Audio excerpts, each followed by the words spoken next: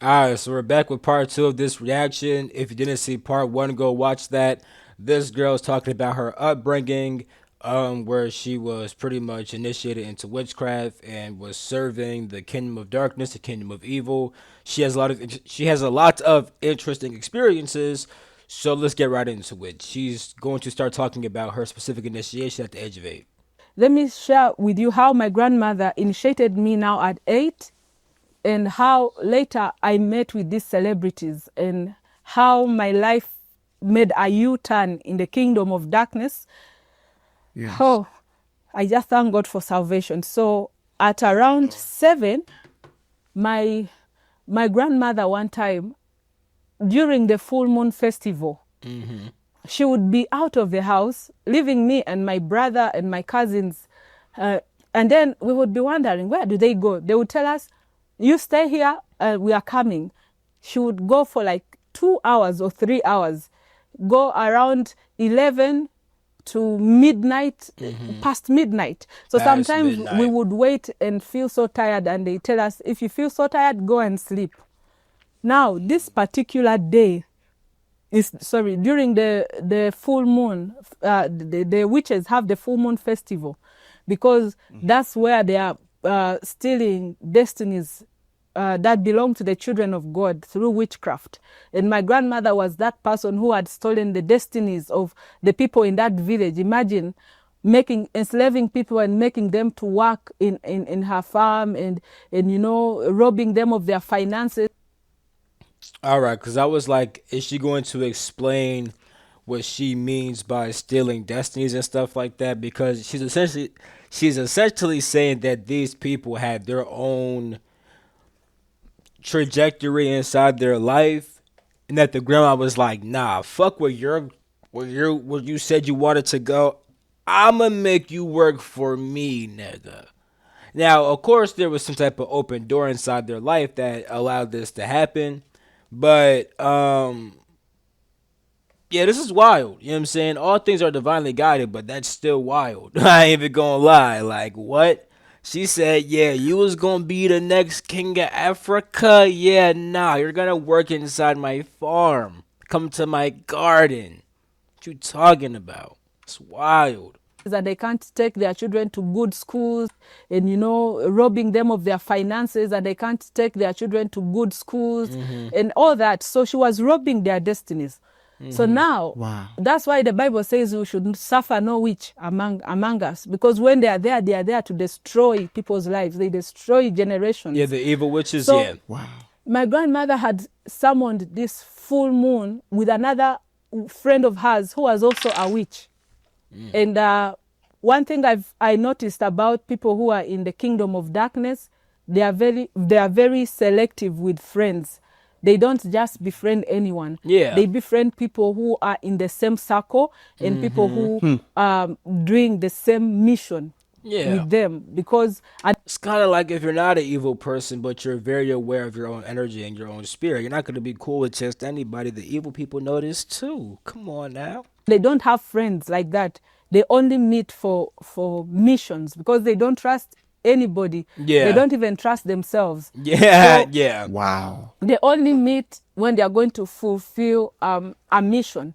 So now I Yes. had some strange voices from the compound, like stray dogs, like they are so violent.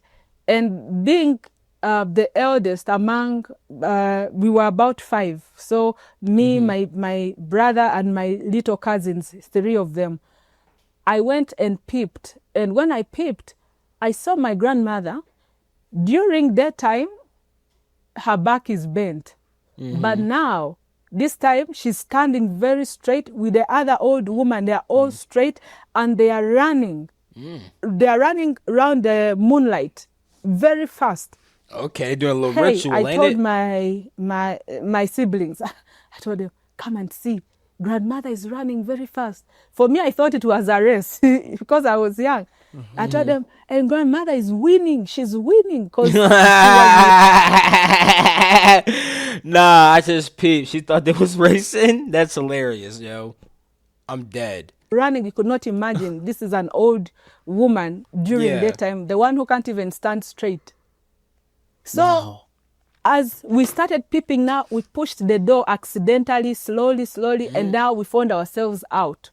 And when we pushed the door and my grandmother saw us, she now ran from that place. I think they had opened a portal and they were trying to usher spirits or to summon spirits to come so that they can be empowered to do whatever they want to do. Okay. But now us opening the door, we exposed everything, so they had to run away.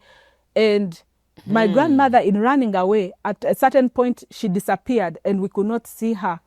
And my auntie, the one who was serving on my grandmother's altar, came to me and said, now you see what your stubbornness has caused? I don't know what's going to happen to my mother, because you can't sit in one place. You can't simply follow any instruction. So she wasn't meant to disappear. Okay. We have to find a way of handling you, because you're becoming unmanageable. That's what she said. And I didn't understand what she meant by that. Later, when my grandmother initiated me now, when she took me to the graveyard, and okay, let me go to how she took me to the graveyard. So Yeah, because how she get back from where she even went? Like, she disappeared. Did she reappear? Like, what happened? Like, what was that about? when my auntie said that, like after 2 days, my brother fell sick. I also fell sick.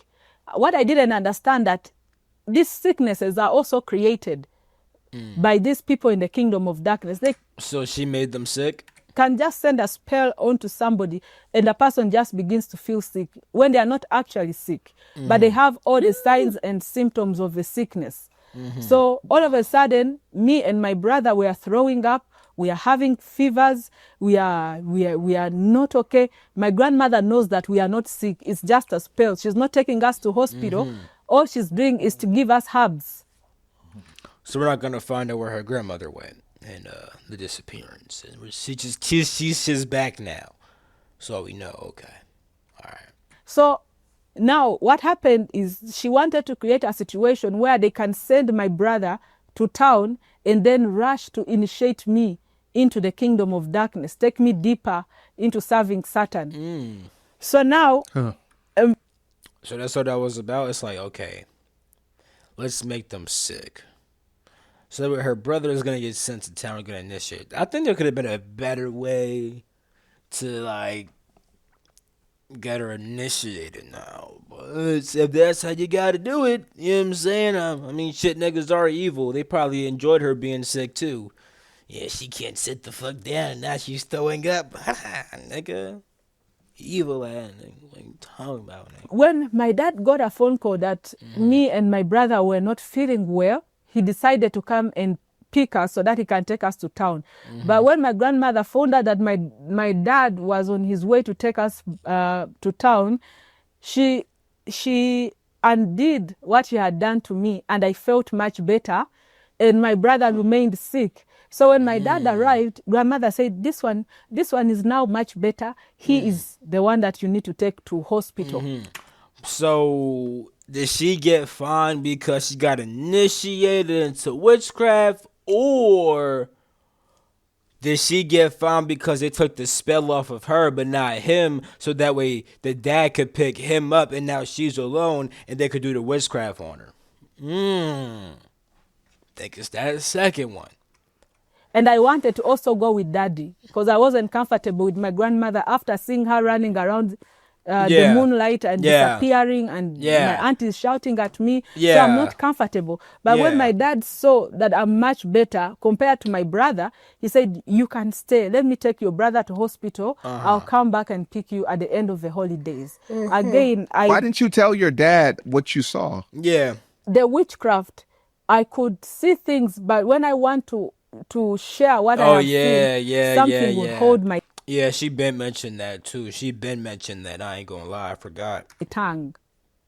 And I could not be able to explain, but I would be able to tell him I want to go. And also, I request parents, whenever you see your child scared or afraid, whenever they see a person and they are holding on to you and they are requesting you to take them out of there, and just pay attention to those details. Don't ignore those things.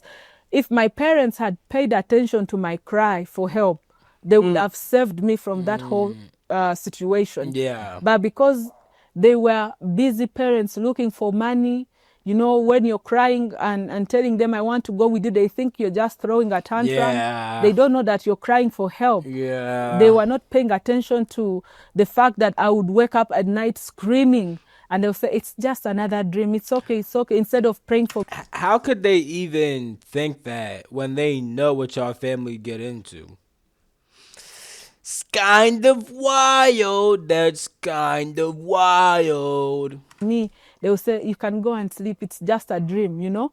They couldn't understand that the enemy was really trying to possess me. He was trying now to find his way in my body. So now, my grandmother, after she succeeded in convincing my dad to take my brother for treatment, she dressed me, and my auntie, my other auntie, the sister to my dad, came, and also this auntie who was serving as the priest on her altar. And immediately with my grandmother, she took me now to her village, her mother's side. And my parents have never taken me there. That's how they believe what I'm saying. Because I describe that place, yet my parents have never taken me there. And I Yeah. describe everything in detail, Yeah. whatever I saw. Yeah. So she took me to this, They should have been believed you. That's L parenting. I ain't gonna lie. her side of the village. And I saw a house where they bury family members, their family members who are high in witchcraft, like they Yeah. are deep into witchcraft. Yeah. Among those people is that grandfather that I spoke about in one of my testimonies, the one who used to turn. He would how do they call it? Transform? He would transform into animals. He would transform. For him, he was deep. He would He also was one of them, okay. travel. I don't know the connection those witches have with trees, but he would transform. Yeah, so when they took me to this graveyard, I didn't know anything to do with, what do they call it in salvation? People who, it's called necromancy. Yes. Yes. So we go to this graveyard. I see graves and I'm scared. But my grandmother tells me, no, we have come to put right the reason as to why you've been falling sick and your dad is not doing well financially is because your dad became stupid and he decided to follow a white god. And now he forgot the ancestors. He forgot to please the ancestors. That's why you people are suffering. So now, So she hit her with the new indoctrination. Like, listen, your dad tried to be a little good Christian, but he forgot to fuck with the demons. But I'm not gonna say that the ancestral shit is automatically demonic. Of course not. But these particular people, they definitely did fuck with evil forces for a fact. Let's be real about that. I've decided to come here with you so that we correct whatever the ancestors feel we have gone wrong, wherever the ancestors feel we have gone wrong. And then now things will be okay at home. Your dad will be able to get rent on time. He'll be able to pay your school fees. He'll be able. So she's preparing my mind, and Yeah. she's telling me that these ancestors don't hurt. Yeah. They don't harm us because they are our great grandparents. Yeah. So Sure. I entered the graveyard. I didn't know that she's going to do any rituals. I thought she's maybe going to just go there, look at the graves, and then we come out.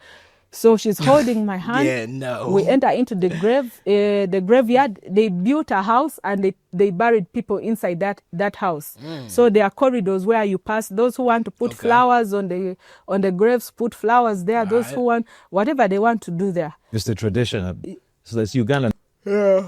Oh, bad part. Y'all keep on yawning, bro. I don't know what's up, bro. But this is getting wild. tradition. Most They people. build houses in the cemeteries, Yes. and that's where they bury their loved ones. Yeah. Word. Okay. Yeah, I did so not know that. we are walking through this corridor. She's naming these people who died and talking to them like she's grieving. Me, I think maybe she's affected at the fact that she lost the people that she loved the most. So I'm Yeah. just trying to be there standing. Then that time now I'm 8 years. So I'm trying to understand my grandmother. I'm trying to feel her pain. You know, Yeah. she's crying. She's making all sorts of things that, you know, I'm feeling like she's mourning for Yeah. her beloved people. Until now, we go to the extreme, like the last grave in the corner, and that's where they had buried her mother. And now, Okay. when we go to that place, Alright. what I didn't understand, that whatever my grandmother was doing, she was opening a portal. Yeah. So me, I thought that she was just, you know, putting things right with the ancestors, the way she told me. Yeah. And I'm seeing she's sprinkling some water. She has some herbs. Sprinkle, She's doing herby things. doing She has told, things. instructed my auntie to go and do a sacrifice. Sacrifice. There was so much rituals that were being made. Yeah, like what's So going now on we here? go to my grandmother, her mother's grave, and she starts the lamenting, sprinkling of water and all that, and she lays on the grave of her mother, like with her head facing down. And when she lays on the grave of her mother, I just felt a presence that held me, like I could not move from Yeah, where I come was, here, and I boy. started panicking and I was sweating. Come here. And I had a voice coming from the grave. That's when I know that this thing called necromancy is real. Of course, we are not supposed to interact with the dead. The living are not supposed to interact with the dead. But there are some spirits that disguise as if they are the dead. But, you know, it's Familiar spirit. familiar spirits is deception. And by going to those graves and trying to invoke these spirits and wake them up, you don't know what you're doing. You're opening your life to these familiar spirits, and they are going to destroy, because that's all that enemy can deliver. So now I am sure though that niggas probably do. For example, in Jewish thought, there's a place called Sheol. Sheol is the afterlife. Sometimes the word hell was translated from the word Sheol. I'm saying that because that's the land of the dead, right? You can definitely interact with actual dead people, you know? I do. I just gotta add that because Christian thought kind of tells you that you can't, but best believe you can. standing there, I'm sweating, I'm scared, I'm feeling like I can't move, I'm stuck. And then my grandmother is now introducing me. I am so and so, great granddaughter of so and so, granddaughter of so and so. She's naming the lineage. I have brought my granddaughter so that if I die, you work with her. My ancestors accept to work with her. So I'm hearing a voice from the grave saying, "Why are you embarrassing us in front of a child? Oh, Don't you know the age at which you're supposed to bring her here?" And she said, "Yes, I know it's about age, but this one, I brought her here because she's a special case." Said, "Why? The father has rejected our things, and he's training her to also reject our things. And she's now becoming a problem to us. She's becoming big-headed. okay. So the earlier you accept her, the better. Okay. And I want you to embrace her and now start operating fully in her body." So now what I didn't understand is that I was now going to get possessed at 8. So my journey of serving the devil started now fully at 8. Before it was witchcraft. I was being bewitched. I was being tossed up and down with spells. Now I start now getting possessed at 8. And from there she made me to lie on my great grandmother's grave. And from that time is when I started what they call astral projection. I started now getting out of my body, and I would go for assignments or for missions. I would now meet with my grandmother in the village. Even when I'm at home, I would be able to communicate with a person spiritually. I was now able to, when I went deeper into witchcraft. And now I couldn't tell my parents because I knew that I had a secret that if they find out about this secret, they are going to look at me as a prodigal child, you know, that child that you don't want to relate with, because the things they are sending me to do are terrible. They were now sending me to cause accidents. They were sending me to disorganized services like church services. People are praying. So they send me to disorganize the prayer session, just bring confusion, and they make people get diverted and not to be united. Now those small things that I could do as a child. And one thing I realized during that time, now from 8, after my grandmother put me on that grave, that's now when I met with the angel of death. And now I started working for the angel of death. And the angel of death. How did you know you met the angel of with death? the, Did it yes. say? So He's asking how. how did you know that I met the angel of death? Yeah. Yeah. So when she made me to lie on that grave, remember she had She like, yeah, nigga, I know what he talking about. She like, yeah, nigga, I know what he talking about, nigga. How the fuck? How I know I met the angel? I'ma tell you, nigga. opened a portal. So we journeyed with her. That's the first time I astro projected. And we traveled with her in the spiritual realm, and she introduced me to the beings she was calling our ancestors. And now from there she took me to meet with the angel of death, and she said that this is the one you're going to serve from today, and when you pass the test she would call them the gods. In the local language would say Bakatonda, the gods. So if you pass the test of these gods, then now you will be promoted and you will even be more powerful than me. And she said, and now the advantage you have is that you're not going to be illiterate like me. I'm not so educated. That's why I'm limited. But we are going to educate you. You're going to be an educated witch. An educated witch is somebody who, these days witches are not dressed in rags. They are in offices. They are lawyers. They are doctors. Wow. They are the ones who are designing the policies that are affecting humanity. They are in big places because the devil realized that when they are not educated, they are limited. So now he has allowed them to also go to school. You'll find a professor, but he's a wizard. Yes. You'll find Yes. he's the one that is brainwashing the children, the students, and making them to feel like God is not there. He doesn't exist. They don't need God. And this is somebody that these children are looking up to. So they want to be like Professor so-and-so, and this professor is telling them that God does not exist. So my grandmother told me, so once you please this God, we are going to make you powerful. We are going to take you to school. We shall give you missions, but we shall also give you money, influence, and connections. I asked how. She said, don't you see your auntie is rich? Your auntie meets with the presidents. Your auntie goes to big organizations that claim to be uniting people, and she's... My fault. I was getting some apple juice real quick. I asked how. She said, don't you see your auntie is rich?